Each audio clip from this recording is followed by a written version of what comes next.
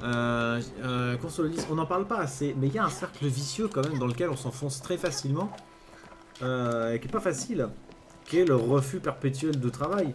Hein, on peut passer, parfois on s'implique vachement, on fait une lettre de motivation, un CV, on y croit à mort, on bosse l'entreprise, on bosse pour l'entretien, tout ça, et puis l'entreprise elle te rappelle jamais, et toi t'es trop dégoûté, et ça peut t'arriver une fois, deux fois, trois fois, quatre fois, cinq fois, ça peut arriver un paquet de fois, et à force, bah t'as carrément plus le moral, et t'as plus envie de chercher, parce que t'as un sentiment d'être refusé à chaque fois, et d'être refoulé en fait.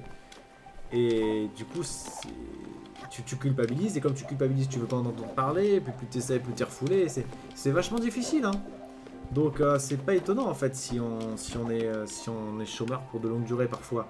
Et je trouve que franchement, le gouvernement il fait pas assez en ce sens-là, hein.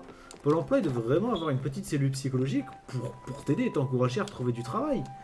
Parce que clairement, j'ai envie de dire, c'est la raison pour laquelle les gens n'ont pas de travail sur de longues périodes.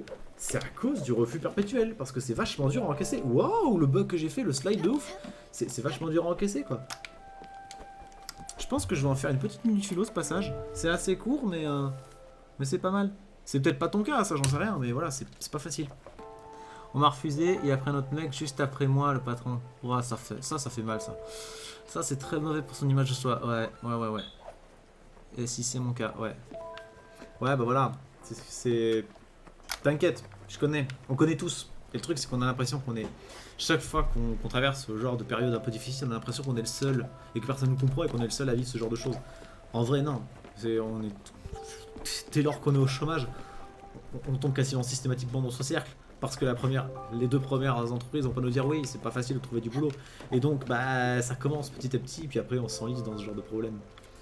Donc non, en fait, on connaît tout ça. C'est juste qu'on n'en parle pas à voix haute. Et c'est ce que je dis. C'est Pôle emploi, il devrait mettre en place une cellule psychologique pour en parler, parce que c'est un vrai problème. Ah, j'arrive à l'arrêt de bus. Surtout que maintenant, même les patrons ne savent pas ce qu'ils veulent vraiment. Bah ouais. C'est... C'est pas évident pour eux non plus, en fait, parce que s'ils prennent pas le bon, ils vont avoir des... Il va y avoir quelqu'un qui fait pas le travail, qui démissionne au bout de 2 mois, ça va leur coûter des sous plutôt que de leur en rapporter. C'est pas évident de leur côté non plus, quoi. Ils aiment pas ta gueule, bah ils en prennent un autre. Ouais, il y a ça aussi, ouais. Le délit de faciès. Le délit de sale gueule, comme on dit. Le truc, c'est que bon, ça, tu peux rien faire. Hein, mais j'ai même envie de dire, si tu refuses, c'est une bonne chose, dans ce sens-là.